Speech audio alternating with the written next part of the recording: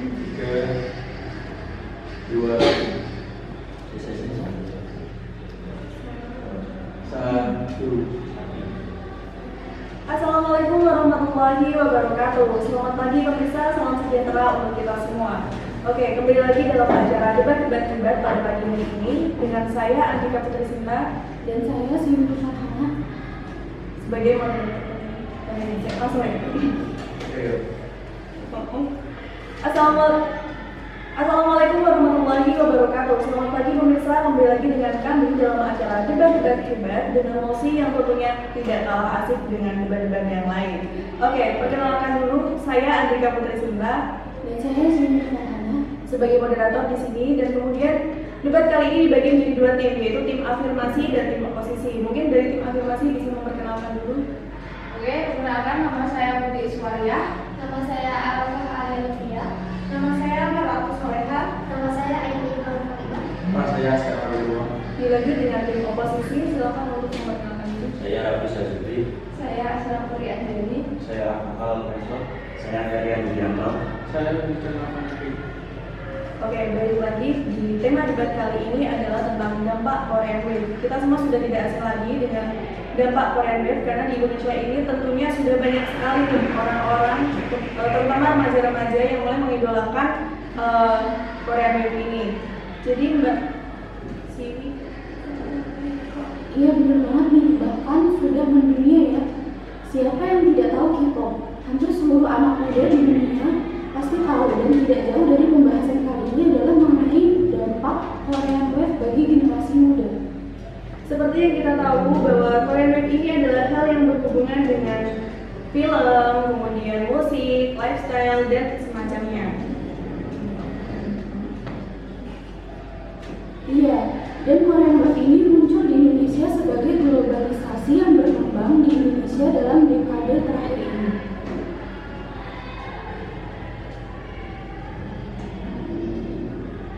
Oke, langsung saja mungkin dari tim afirmasi bisa mengutarakan argumennya mengenai dampak Korean Wave. Kira-kira menurut kalian tuh dampaknya positif atau negatif sih? Oke, izin masuk ya. Adanya Korean Wave itu justru bagus bagi perekonomian. Indonesia juga bisa melakukan hal yang sama seperti ekspansi budaya ke luar negeri agar budaya Indonesia lebih dikenal dan dikagumi oleh masyarakat Indonesia itu sendiri dan juga di kancah dunia.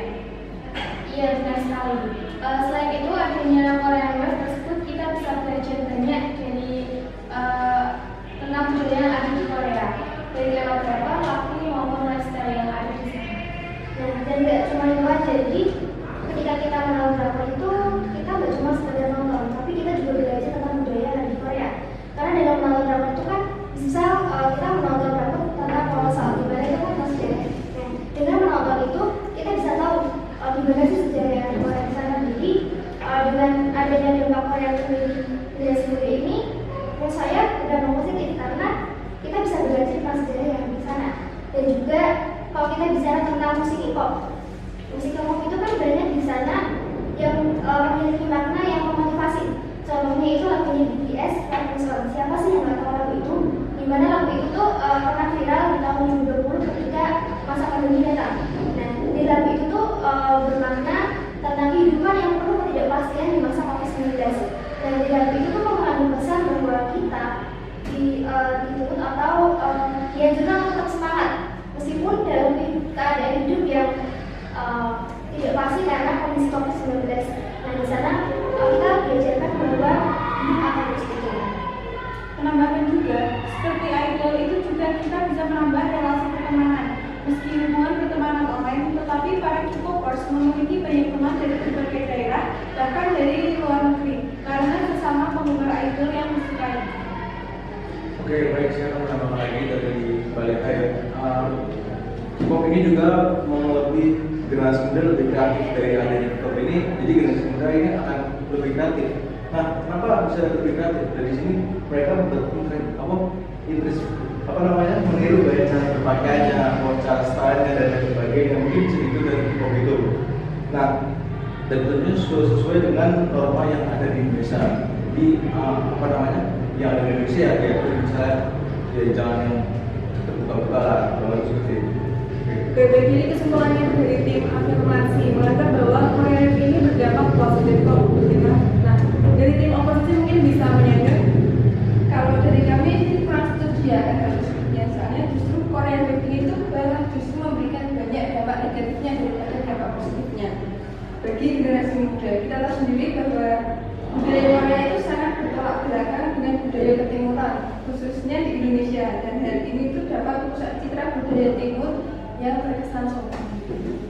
Izin menyanggah, jika dilihat dari kacamata Islam, jelas sangat bertentangan.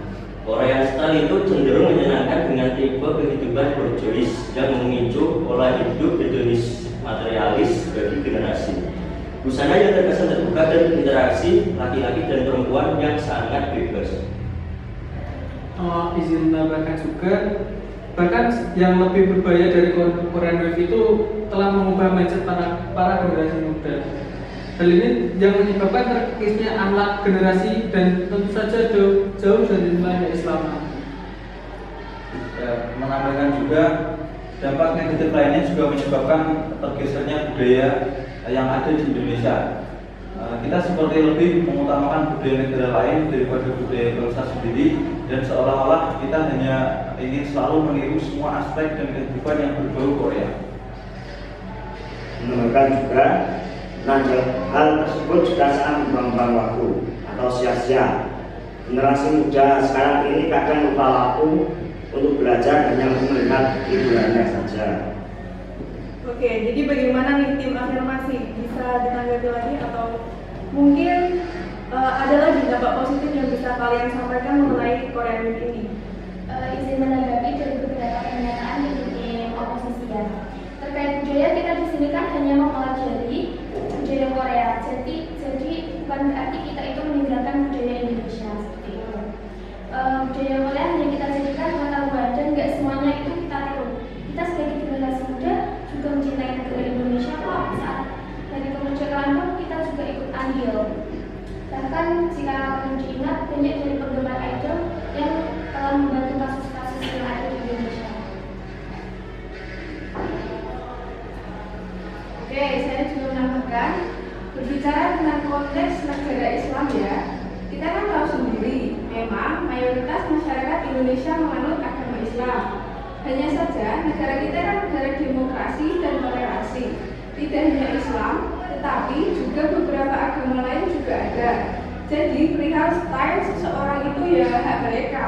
Ya penting masih sopan dan tidak mengganggu, bahkan tidak merugikan orang lain. Dan juga izin menyanggah terkait soal membuang-buang waktu dan juga menghabiskan uang. Kita tidak bisa seenaknya bagi seseorang dia menggunakan uangnya sia-sia, karena kan setiap orang punya caranya mereka sendiri untuk menyenangkan diri sendiri. Nah, seseorang yang emang mengidolakan sebuah aktor atau penyanyi di Korea itu kan, jika kita lihat dari sisi lain, jadi kita nggak bisa nih melihat dari satu sisi. Kita lihat bahwa memang seolah-olah orang menganggap bahwa itu kan kamu cuma halu dan kebanyakan mimpi, tapi tanpa kita tahu itu adalah salah satu bentuk cara dia untuk menyenangkan dirinya sendiri. Selama itu tidak diberikan itu masih dibolehkan. Izin menyanggah beberapa tim afirmasi bahwa yang dibicarakan Mbak Eni tadi kan mengenai fanatisme ya. Nah, jadi adanya Korean Wave ini menyebabkan generasi muda itu fanatik atau fanatisme terhadap Korean Wave, baik itu K-pop maupun K-drama. Banyak dari mereka yang memiliki rasa suka dan kagum yang terlalu tinggi, menyebabkan adiksi rasa suka untuk memiliki Korean Wave itu sendiri. Jadi mereka lebih loyalitas kepada aktor-aktor maupun K-pop itu sendiri. Kemudian banyak dari mereka pasti membeli serta mengoleksi benda material seperti album, poster dan lain sebagainya. Bahkan tingkat tertingginya adalah melakukan hal-hal yang berkaitan dengan idolanya. Itu lebih enggak sesuai dengan ajaran di Indonesia. Namun juga ya, penggemar yang fanatik Korean Wave itu bisa kita simpulkan punya gaya hidup yang konsumtif. Bisa dilihat dari dampak negatifnya, mereka itu banyak membeli barang dari luar daripada membeli barang di negaranya sendiri. Banyak dari mereka itu menonton drama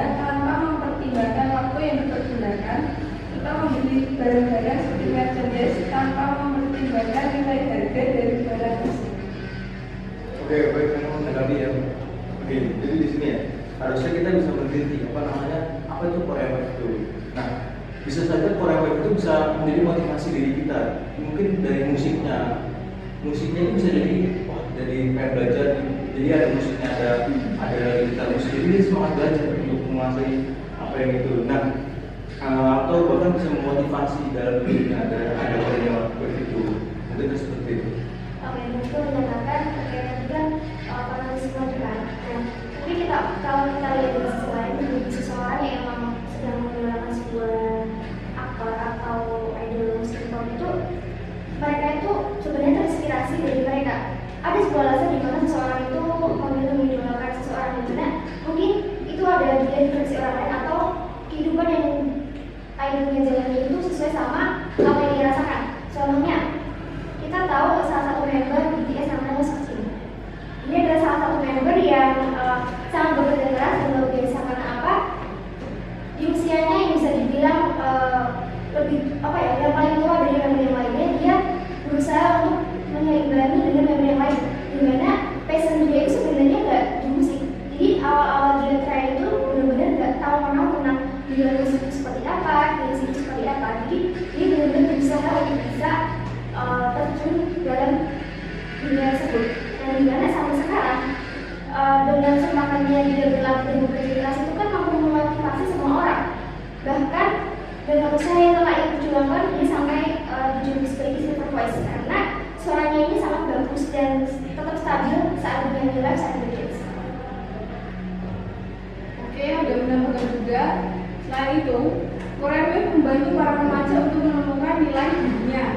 Mungkin dapat tercermin dalam salah satu drama Korea yaitu Itaewon Class yang pernah booming di tahun 2020. Yang salah satu aktornya memiliki karakter yang sangat kuat tentang kebenaran, walaupun dia diremehkan, diinjak harga dirinya dan dimaki. Namun tetap dia berpegang teguh pada pendiriannya yaitu kebenaran.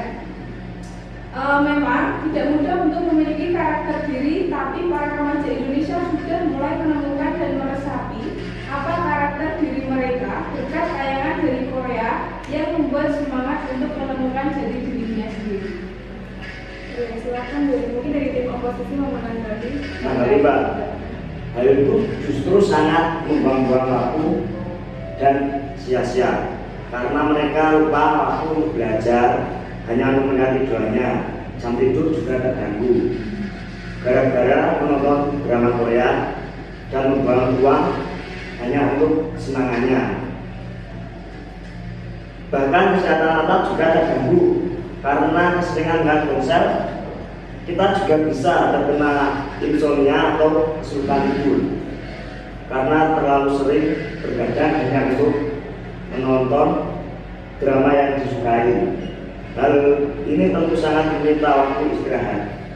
Baik, menambahi di sisi lain ada dampak yang kurang baik bagi karakter pendidikan remaja di Indonesia terhadap persebaran Korean Wave tersebut. Sering kita temukan di media sosial bahwa remaja sekarang terlalu berlebihan dan sensitif dalam berkomentar mengenai idol yang mereka sukai. Ada hal-hal yang tidak wajar untuk diketik dalam kolom komentar idol mereka yang terkadang menyinggung orang lain.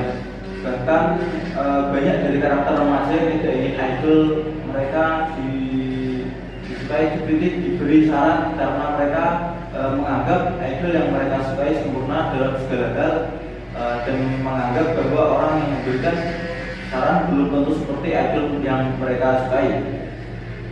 Padahal saran itu sebenarnya bebas dikemukakan siapapun dan ada baiknya dengan bahasa yang sopan serta dapat membangun ke arah yang lebih baik. Tetapi seperti yang sudah disampaikan dari awal, tidak semuanya itu seperti itu. Sebagai generasi muda yang cerdas, kita perlu mencari informasi yang sekiranya baik dan yang tidak. Jangan mudah menjudge suatu hal. Terkadang orang-orang seenaknya berkomentar tanpa tahu bagaimana menjadi salah satu dari mereka. Dari itu Mbak, banyak dampak negatif daripada manfaatnya.